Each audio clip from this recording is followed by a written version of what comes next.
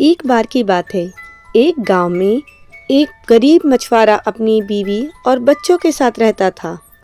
आज हमारे घर में खाने को कुछ नहीं है, क्या किया जाए?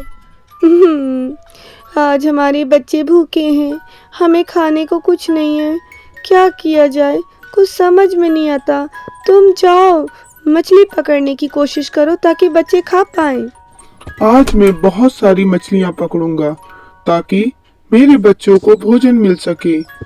हे भगवान, आज मुझे ज्यादा मछलियाँ देना ताकि मैं अपने बच्चों का पेट भर सकूं। और ऐसा ही होता है, उसको बहुत बड़ी मछली पकड़ में आ जाती है और वह बहुत खुश हो जाता है। उसको समझ में आ जाता है भगवान ने मेरी सुन ली और वह बड़ी मछली लेके घर आ जाता है। मैंने कहा था ना भगवान, कितना अच्छा खाना आज मेरे बच्चे खा रहे हैं। भगवान पे हमेशा विश्वास करना चाहिए। भगवान कभी किसी का गलत नहीं करते। मैंने तो पहले ही कहा था, भगवान हमारी जरूर सुनेंगे।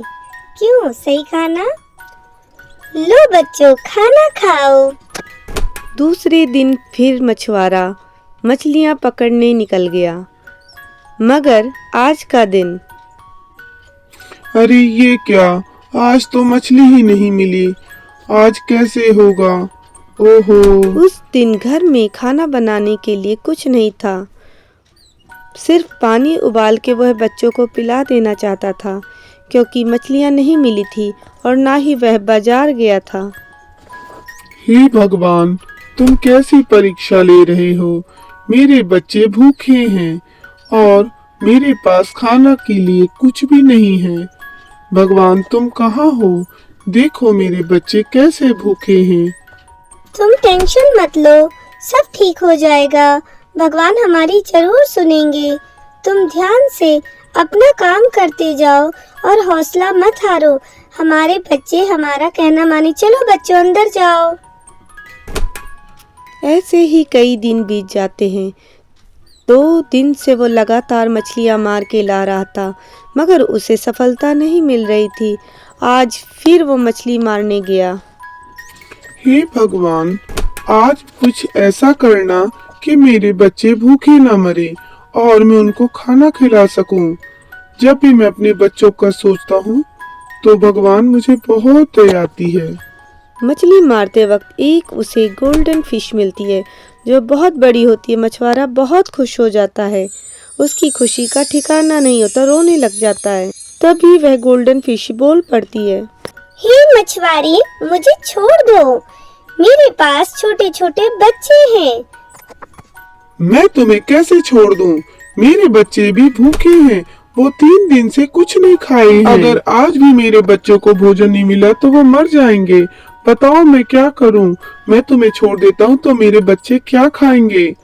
मैं बहुत दुखी हूं, मैं तुम्हें नहीं छोड़ सकता। मैं तुम्हें ले जाऊंगा। तुम तो अपने बच्चों को कुछ भी खिला सकते हो, फल फ्रूट कुछ भी, मगर अगर मैं मर गई तो? मेरे पास फल फ्रूट खिलाने के भी पैसे नहीं हैं। मैं क्या करूं बताओ तुम, मैं क्या करूं?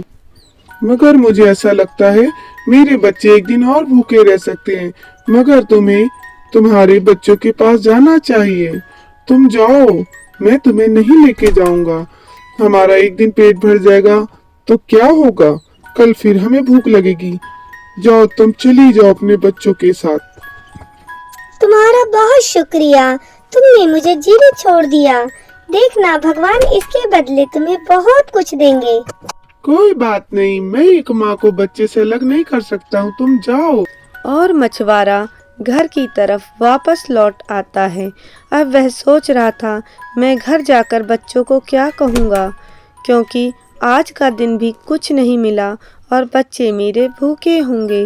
वह घर आकर, तुम्हें पता है, आज मुझे एक बड़ी मछली मिली थी, मगर मैं उसे छोड़ आया क्योंकि उसके बहुत सारे बच्चे थे। तुमने बहुत अच्छा किया, माँ को बच्चों से अलग नहीं किया। हाँ, तुम ठीक कहती हो। भगवान हमें जरूर कुछ न कुछ देंगे ताकि हम अपने बच्चों को खिला सके। मुझे पता है मेरे बच्चे भूखे हैं। सही कहा तुमने, भगवान हमारा जरूर भला करेंगे। आओ चलो बाहर बैठे। तभी एक चील उड़ते हुए आती है और एक बड़ी जंजीर नीचे गिरा देती है और उड़ जाती है। हे भगवान, ये क्या? ये किसने गिरा दिया? ये बड़ी सी चील कहाँ से आ गई और इतनी बड़ी चैन? ओहो, दोनों चैन कमरे में ले आते हैं और बात करते हैं। हमें इस चैन का क्या करना चाहिए? कोई हमसे ये नहीं खरीदेगा। तुम सही कहते हो, लोग हमें चोर समझेंगे। वो दोनों एक फैसला लेते हैं।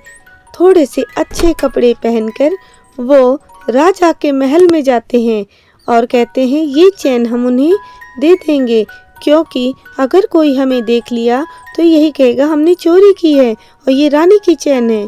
उन लोगों को बहुत सारा धन देकर वापस भेज दिया जाता है। इतना धन तो उन्होंने जीवन में भी नहीं देखा था। भगवान वाकई बहुत बड़ा है। देखो ना, कितना सारा धन दिया है और अब हम खुशी खुशी रहेंगे।